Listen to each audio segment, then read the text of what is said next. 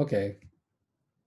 So basically what we looked at is to think about a neural network as originally, many, many years ago, thought of, how animals or biological organisms do it. So when we understand the workings of the brain, it's very simple. There's a cell, a neuron that takes inputs, okay, um, and then computes something in the nucleus, okay, and then outputs something towards the end, right? So this is the idea. So there's a biological inspiration, okay? But many people really, really hate the term neural networks because actually that's where the relationship between neural connectionist learning and biology stops, okay? It's just very simple, right? All we're saying is that we have something like this, okay? We have aggregations of things, they go into a signal, and then we have some activation function that's nonlinear, and we get an output, okay? Everything else is completely artificial, okay? Nothing having to do with that. So many times you will run across people or papers that don't use the word neural, they'll use the word unit, okay? Unit is fine too, it just says that there's some node computing something, right? So they want to move away from the terminology of something biologically inspired. It was originally that, but you can think about, when we think about airplanes, they get the idea of flight, but we have very different ideas of how an airplane should work, right? It's basically engineered with fixed wing to promote lift, and the inspiration that we have from birds stops after we understand lift. So it's the same thing for neural networks. We don't think of it like that as actually having an artificial brain. Okay, that's not what we're saying. Okay, so as you guys already saw in the notebook, we have this case where we want to combine linear hyperplanes together to get more complicated output. So if we want something like what's on the right, on the left, we can't do that with single outputs, right? We have to actually array them into having two layers, okay, where I compute intermediate hyperplanes, right, here and here, okay, which correspond to the ones that I showed you over here, right? This H1 and H2, and I'm going to compose them, okay, compose them to get something like that. This is the XOR function, right? So this is already getting to the point where we're going to talk later on in lecture 10 about doing decision trees and ensembling. So there's a whole lecture just on how to combine things, but we are learning the most simple type of combination, which is stacking, okay? Which is I take one and stack it on another one, and then I can get a complicated output, right? I have basic, and I combine them and I get something less basic, right? Okay, so once I do that, I can get very powerful models because I can just reduce everything to a segment of hyperplanes, right? So I can arbitrarily compute any function that I want with hyperplanes just by taking the right combination of them. And then I can get circles, squares, squiggly lines, etc., as long as I'm allowed unlimited number of line segments to compose, right? So these unlimited line segments, they're basically corresponding to the first layer of the neural network, right? So if I take a second hidden layer and compose them, then I can take the inputs of all of these individual black lines in some interesting way and compose them to get something like this circle, okay?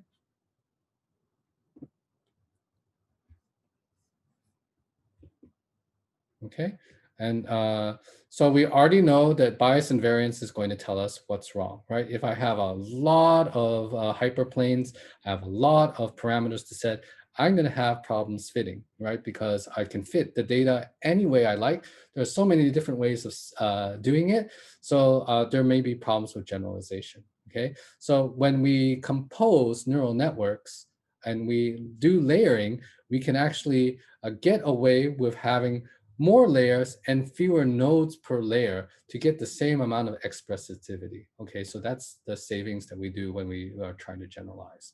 Okay, so the topology of the network is actually very simple, right? Basically, we need a way to index nodes.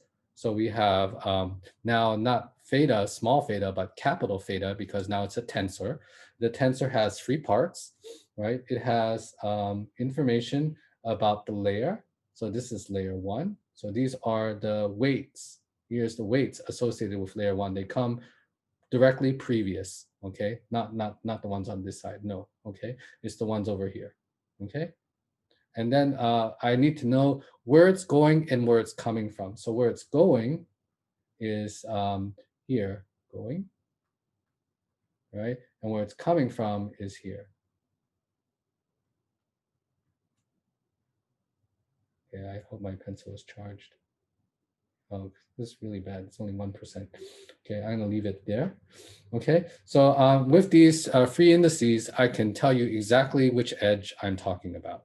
Okay, and because neural networks can have any number of nodes per layer, and if I'm talking about a fully connected network, meaning all edges are there, right, between an edge at one level, a layer at one level and a network, a layer in another level, all of the edges are present. We call this a fully connected, or FC network, okay? Fully connected layer means all the edges are expressed. They could have all non-zero values, okay? Okay, but of course, because the layers could have different cardinality, like this one has 3, right? This one has 2, then the number of edges in each part could be different, okay? Pretty easy to see that. Okay, and like we were talking about very interestingly, is that when we talk about the nonlinear function that we're going to choose, the reason originally we chose tan H is because it has this nice quality of being somewhere between a hard threshold of 0, 1, like our sign. Remember our sign operator? This is what we use for classification, right? We said sign of X, either, it's going to be 1 or -1. So that was how we did classification at the beginning, right? So we actually have that. That's called our hard threshold, right? That's our sign. But we also wanted to have something that's linear, right? So when we do regression, we just add the stupid signal together, right? We say, I have a signal, okay? And that's it. This is what I'm going to output. That's regression, right? So that corresponds to this linear line, right? So I can simulate a little bit of both, okay? Depending on how I set the weight on my tan H, okay? So the tan H performs a little bit like a hard threshold towards the outside, right, where I have positive infinity and negative infinity, but close to 0, it behaves more like a line. Okay, that should be a 0, not a U. Okay, so that's the whole point, is why people chose a tan H function at the beginning, because they say, well, I can get both types of behavior. I can have the best of both worlds depending on how I set my weight. If I want it to behave linearly, I choose a weight that's close to 0, maybe a little bit positive, maybe a little bit negative. But if I want it to behave like a step function, I just say, all positive or all negative, and then we're done. Okay. So, this messy equation here basically says what we were talking about in backprop, right? Which is basically I take the information from the previous input layer, which is my theta transpose X. I aggregate it for all of the inputs. I put it through some crazy or not so crazy nonlinear function like the one that you see over here. And that is what I term as my activation, okay? The activation is sometimes used interchangeably with X because it's basically the input to the following layer. You can think of it as the observations, my X, for another set of linear units at the next level, right? Okay. So we said when we're going to do multi-class classification, we can do something like this, right? We have, like we saw on the just now the backpropagation one, that we might have just 2 nodes, one for positive and one for negative, right? But in certain cases, we can use more than that. So this one here is the famous IRIS data set that was popular in the 1970s through 2000s, and we still use it a little bit. It's a small data set that looks at multi-class classification. So it basically indicates different species of IRIS based on a couple different attributes. Okay, so we can say we want this node to be close to 1, and these 2 other nodes to be close to -1 when we think the inputs here correspond to this type of iris. Okay, and likewise for the other 2, right? We want the positive one to indicate what type of iris it is, and for the network to push all of the other output nodes closer to -1. Okay, so doing something like this is what we call cross entropy loss. We don't have to worry about it here, but that's basically the idea. Okay, so that is the pre-lecture, very short. Okay, so we covered that fast. Okay, the hard part is the post-lecture, right? It's always the post-lecture that takes more time. So let's go through it. But I'll just check whether we have any other questions so far. Where is that? Here it is. Okay, oh, everywhere. Okay, yeah, we'll get to the universal approximation theorem. So we'll get that. Okay.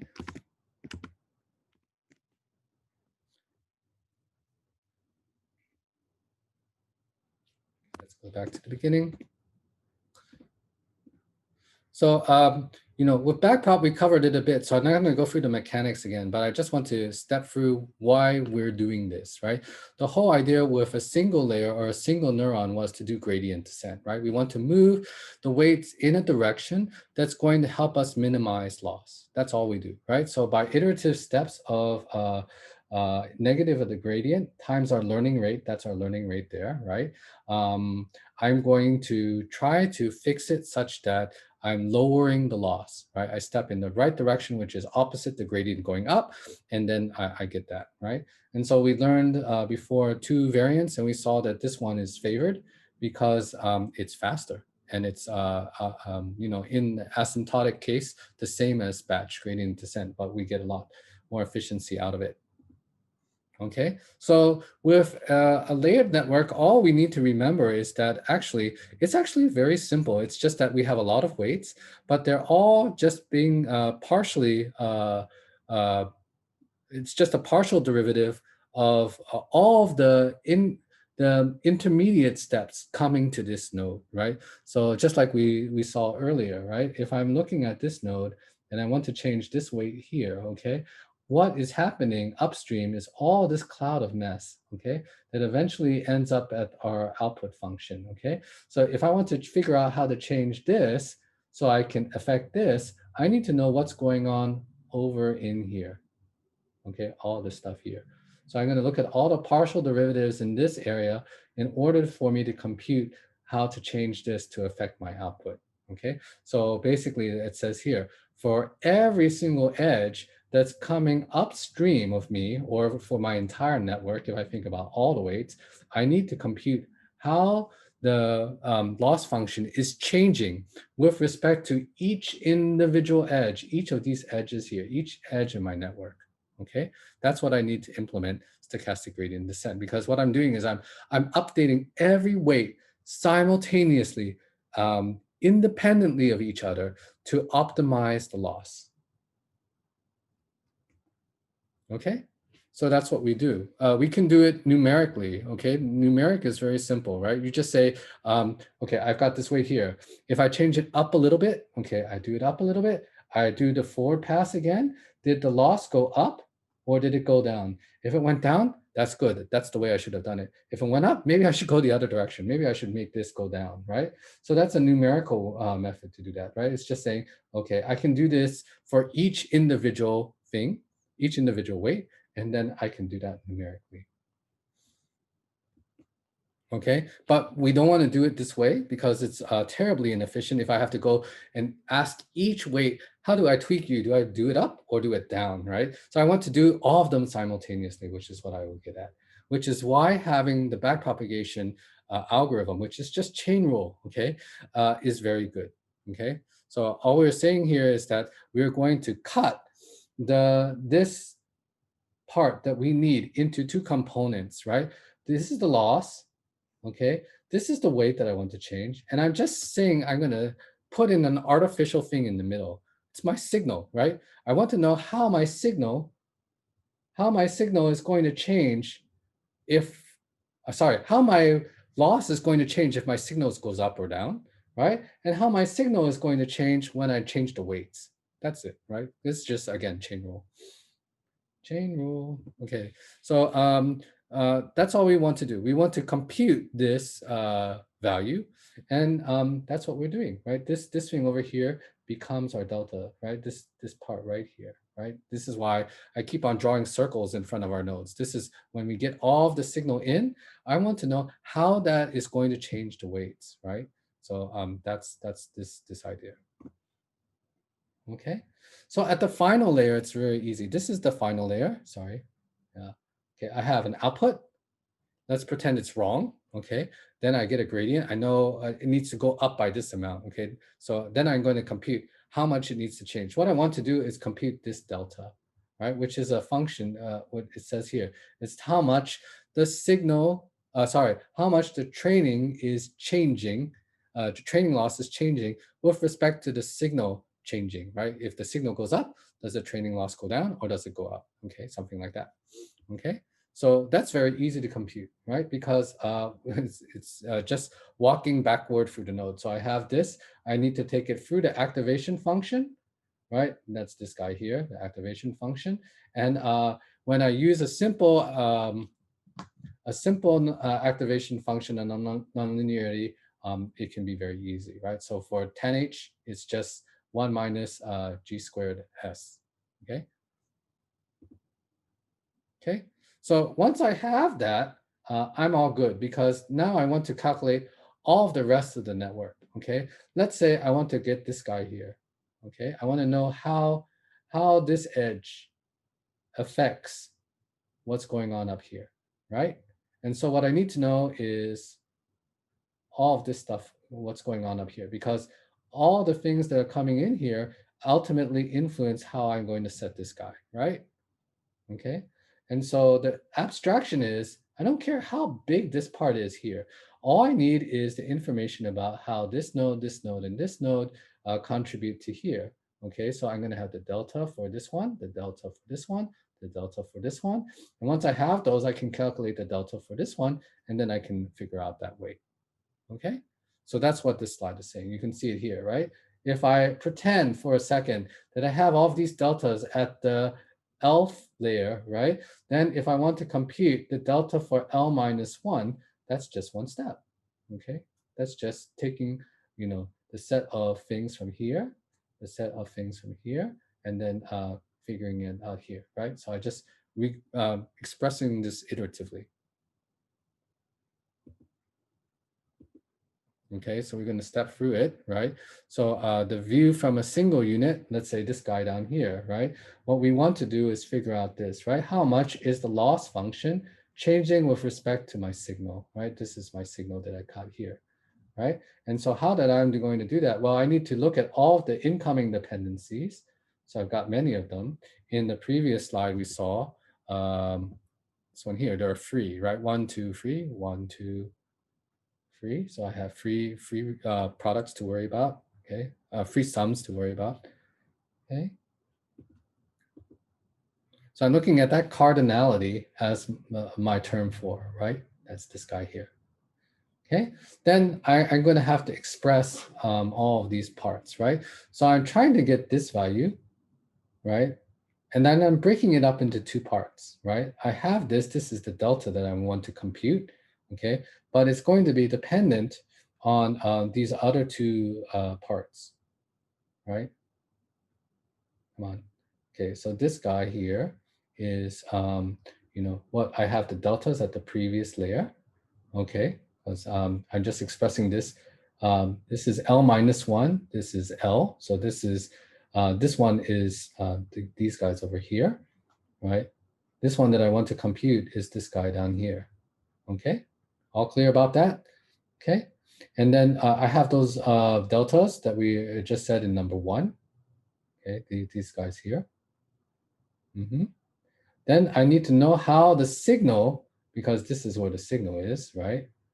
Signal is up here, okay, is going to vary when I change what's being fed, okay? That's this number 2, right? These guys, the weights in the previous layer, right? Because what I'm trying to do is find this guy, right? I'm trying to get this guy. So I need to know how the weights are changing to influence the signal, okay? That is a product of how the weights are transforming the input at this level, okay? And then the final part is then this one here, right? This is our nonlinearity. It's saying, how did I get this signal? How did changing this signal change the output that I'm feeding to the next layer, right? That's our nonlinearity, right? This is the activation function that's happening here, okay? So that's this part, okay? All right, so I'm done, right? Basically, I said I need the deltas from the previous layer that's over here. I need to know the weights because that's how I'm changing the inputs to affect the deltas. And then I need the nonlinearity that happened at the node itself. That's this guy over here, okay? And then that is going to help me figure out this delta, right? It's a recursive process, just building up, okay? And then if I have the nonlinearity, my G, okay, here, because this is stable, it doesn't depend on this guy here. I can just factor it out. I can move it to the front, okay? So when I move it to the front, then it's very simple. I leave these guys, I put it back here, and I take the derivative of this, and I write it out, okay? And I have this factor, okay? Very simple. Okay, this is all in the case of using tanh, okay? But in the ReLU, it becomes even easier because this function that you see here is very simple, right? It's just the identity because we just have a slope of 1, right? Okay, so that's how we do backpropagation. Backpropagation is just to try to set the correct weights for all of the weights in the neural network. So I can initialize them, okay? There's the caveat that I don't want to set them all to the same value at the beginning because otherwise all of the things that are happening at the layer will be replicated all across all the nodes, right? They'll be all learning the exact same function, which is stupid, right? The whole point of having multiple neurons or multiple units as the level is so they can capture different things. So we never want to set them all at 0. We want to set them randomly so they can, find their own optimal value to encode something important that is going to correlate with the output. Okay. So yeah. Okay, so we do the forward computation, which is going to tell us how much loss we have. We're going to get a loss, and then we're going to do the backward computation, recursively stepping through all of the topologically sorted elements at each part, okay, each level, okay? Like Li Shuo said, you can actually do this in parallel. You can get all the deltas in each layer, one at a time, right? Layer 1, layer L, layer L minus 1, layer L minus 2, all the way back to layer 1, and then we are finished, okay? When we do that, okay, we can update all the weights according to the dictated right, how much we said we're going to change. We're going to multiply it times our learning rate, times the deltas that we just found in this computation, times the actual input value that I have, and then that's the new weight. Okay, this should look very familiar to you, right? This is just the same thing as we did for SGD, but it's just written slightly differently. Okay. Okay, and then we do that until we're pretty happy that things are not changing, our weights are stable. So if these things don't update very much, then we might say, okay, we're done. Okay.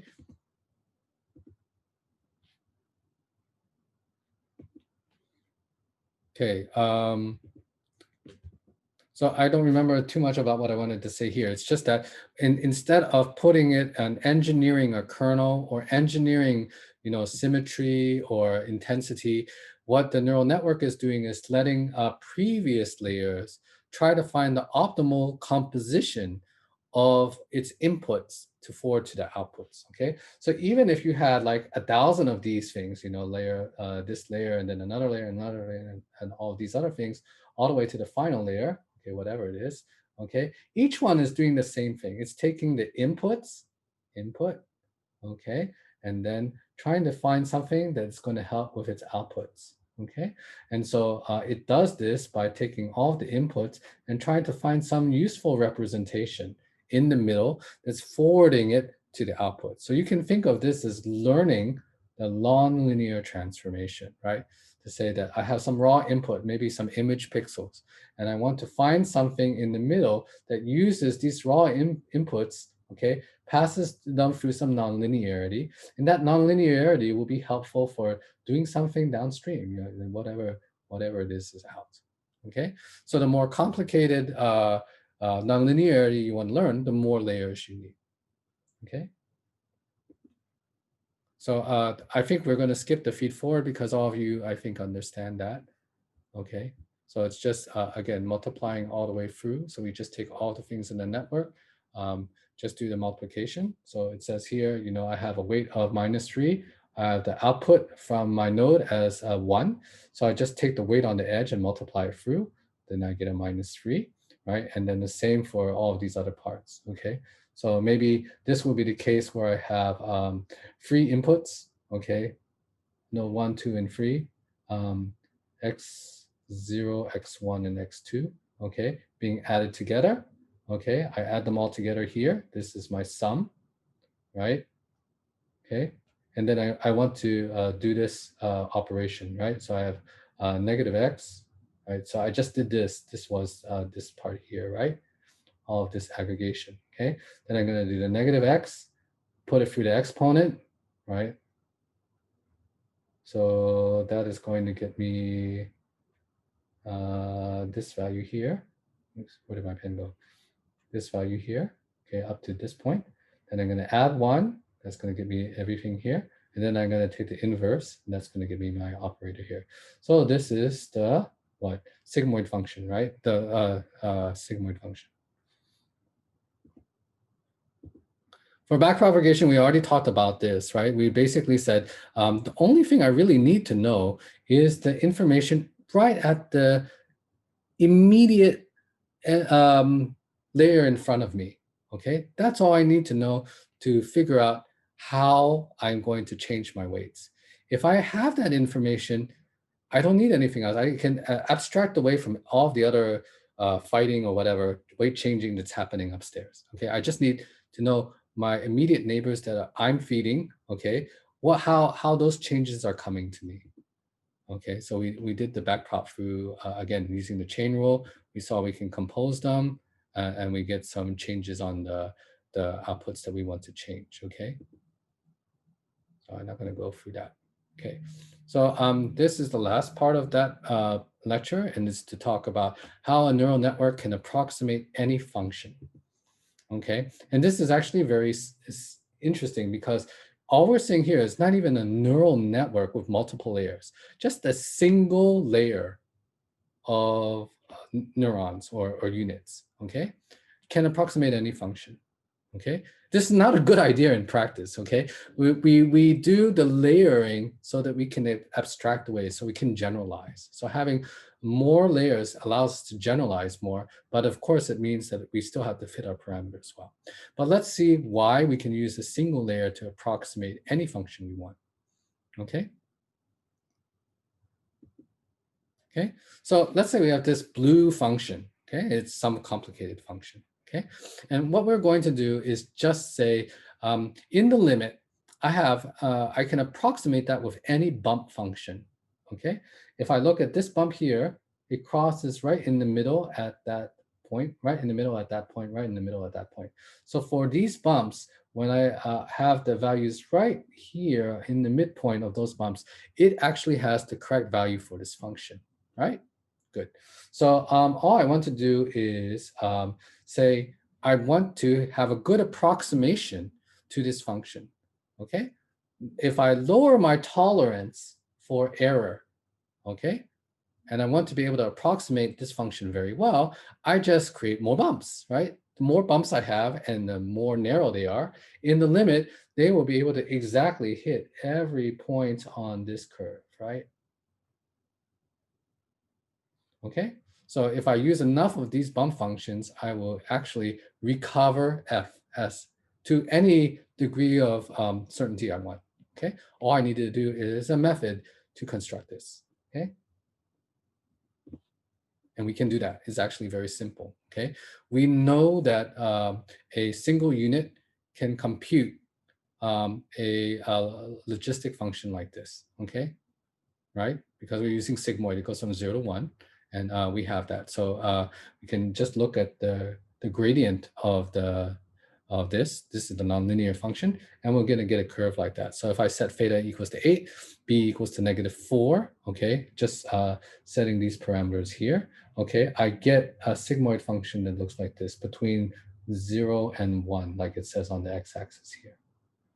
Okay? All right. So what am I going to do? I want to be able to use the parameters of theta and B, my intercept. Okay, again here, this is my signal. Okay, I have a bias term, right? And I have one parameter on my X. That's why I have theta and bias. Okay, my bias is always 1, right? This is my bias.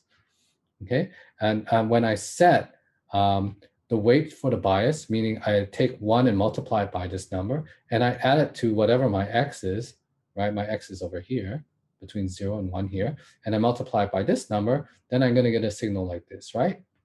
Right, because this is the times 1, so there's a B times 1 there. Okay, and so I can play with these two values. I can say change my theta, change my B, okay, and then I can see what happens, right? So this was the one we showed you on the last slide, right? But if I change the values, let's say I change B, right? Actually, when I change B from -8 to 0, what happens? This thing gets shifted to the left or the right, right? This one is shifted left, right? This one is shifted left, and this one is all shifted right. Right? And when I use a different theta, it's just changing the slope. Okay. Yeah. So actually it goes somewhere over there, and here it's getting more steep. And this one's sort of gradual, but this one is more like a step function. Okay. So is it more liney or more step? Okay. As I crank up the theta. Okay. So Li Shuo, we're going to talk about dropout and other things next week. Okay, so I'll try to cover that with you next week. But if we have time at the end, I'll go over that. Okay, so we'll work with step functions. Then we're going to set theta really high, and so we're going to get a bump, right? So that's good. Okay, I can just instead of worrying about beta B, my bias, and my theta, I'm just going to combine them together and think of a parameter S. Okay, S is going to tell me where I'm stepping. So if I want it close to 0 at 0.25, or right in the middle at 0.5, or at 0.75, I have a way of specifying that. Okay, using combination of these two, where I just make sure the beta is really high, so I get a step-like function. Okay. Right? So I want to be able to compute a bump. Okay, the bump comes very simply, right? What we want to do is have one path that tells us this left side, and another half that tells us the right side. Okay, S1 and S2. Okay, so S1 is 0.4, S2 is 0.6, so they're going to be two neurons that are functioning to change the value. Okay, and I'm going to set my parameters on my output node here. Okay, the step function is being dictated by the layer L-1. Okay, and the magnitude is basically the weights on these edges here, right? This edge and this edge, right? These are the weights at layer L. Okay, so with layer L, I'm saying for the first top node, right? This one, which is S4 and 1, go up, at 0.4, go up a magnitude of 0.4. Okay. Then I'm going to continue and then go down, okay, at 0.6. And then I'm going to step down 0.4. Okay, so these two are summing together to get back to 0. Okay, so that's a 6. Okay. So if I want a smaller bump, that's easy. I just set a lower weights for my L, layer L. If I want a bigger bump, I set a higher weight for L. Okay, so I can compute a bump, right? So you know where we're going with this. If I can compute one bump, I can compute arbitrarily number of bumps, right? So I can do that. Oops. Okay, so to get back to the picture that we saw before, I can just use a pair of bumps, a pair of neurons at level L-1 to compute a bump, and then I can decide the magnitude of the bump with the weights at layer L. Okay, so that's what I'm doing with this. So I can arbitrarily get any function that I want just using this single layer, right? And then with the output layer having just one node with weights for each part to compute the magnitude of the bumps. Okay, the last part we're going to cover is regularization, right? So regularization, there are a couple things that are connecting with what we talked about before, which is like weight decay, right? Weight decay is just the idea of having this threshold, right? Between having large thetas that illustrate a step function to having a logical composition, a linear function, which is a small one, and a logical step function, which is when we have very large weights, right?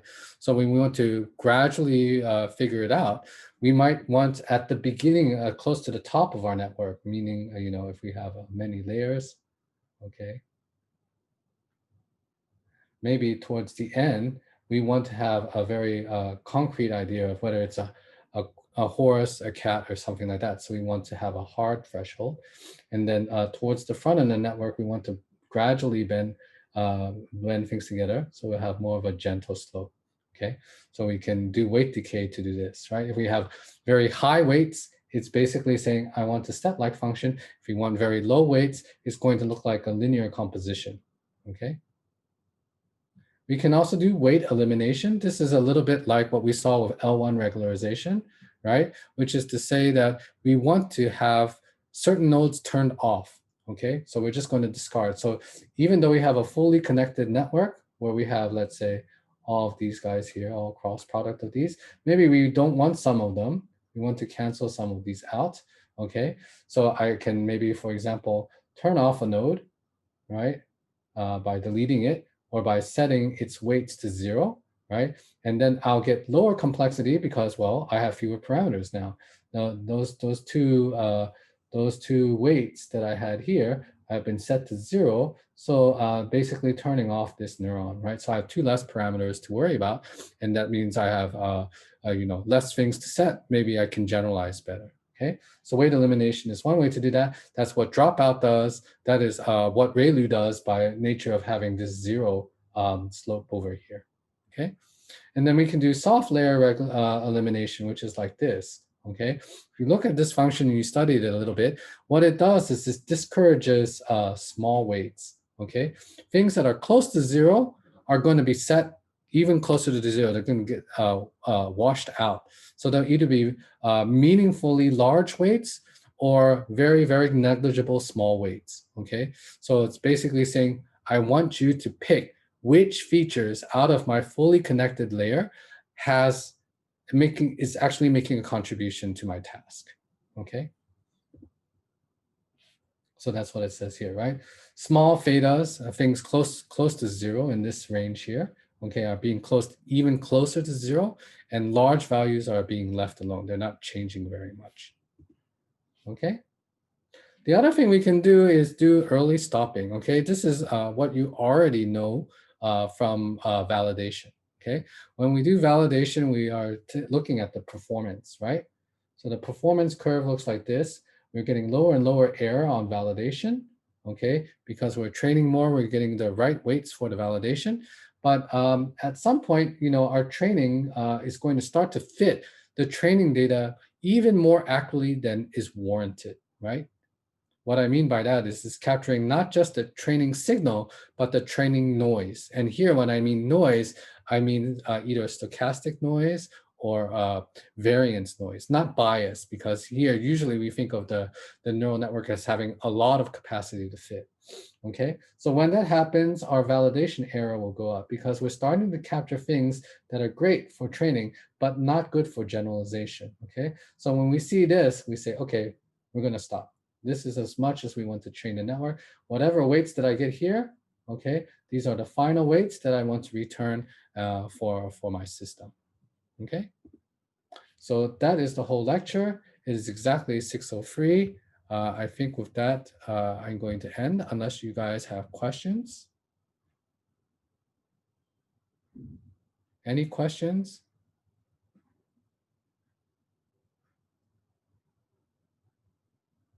Okay, no questions. Okay, so yeah, go ahead, Li Shuo.